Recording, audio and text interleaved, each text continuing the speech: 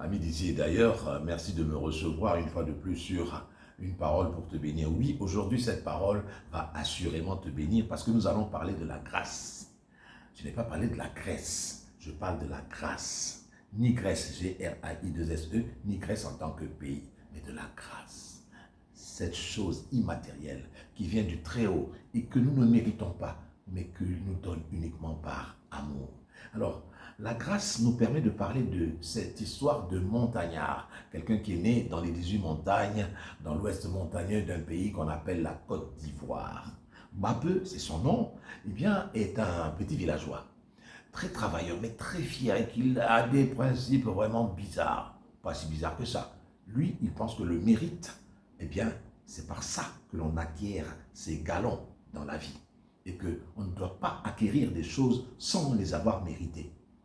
Et donc, un jour, il descend un peu du haut de sa colline, des 18 montagnes, et il va vers la vallée où se trouve un temple.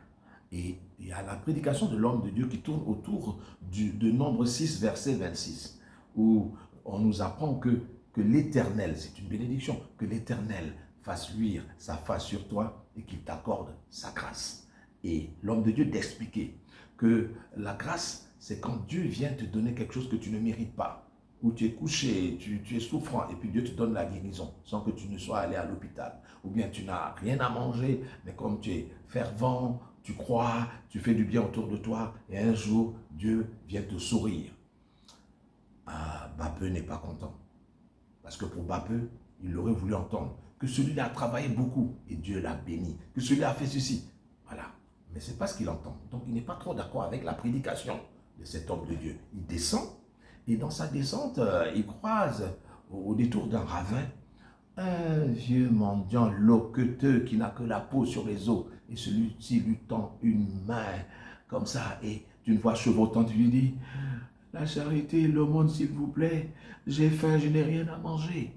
Aussitôt, dans la tête de Bapeu, il y a deux idées qui s'entrechoquent. La première, ouais, il a faim, il faut lui faire l'aumône. La deuxième, il n'a qu'à aller travailler. Et finalement, il décide d'écouter la première et il donne la pièce d'or au vieil homme.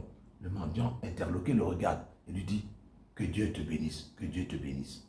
Bapeu rentre chez lui. 2 jours après, les pluies de montagne, où quelquefois il y a des grêlons et des grêles qui tombent sur vous, eh bien, cette pluie arrive.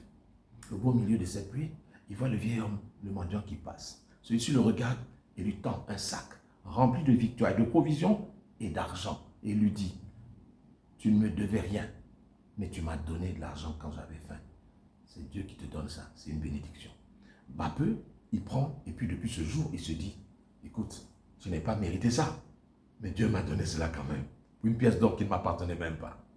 Alors, ce qu'il faut retenir, c'est que la grâce est un élément immatériel de compassion et d'amour de Dieu ou de quelqu'un d'autre qui te donne sans pour autant que tu l'aies mérité. Alors, ce que je puis vous dire pour cette parole pour te bénir, c'est que l'Éternel fasse luire sa face sur toi qui me regarde en ce moment et qu'il t'accorde sa grâce et qu'il te bénisse encore plus.